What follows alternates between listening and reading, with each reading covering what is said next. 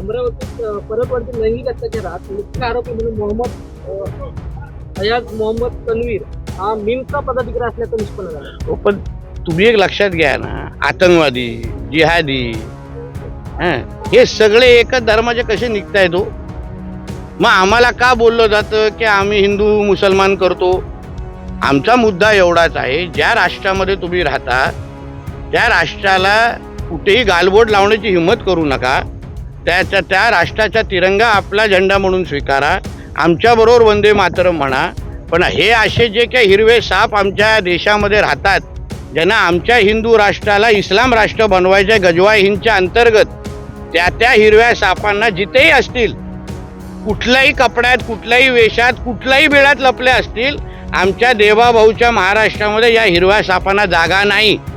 आम्ही पकडून ठेचणार आणि त्यांना पाकिस्तान बांगलादेशमध्ये पाठवून देणार.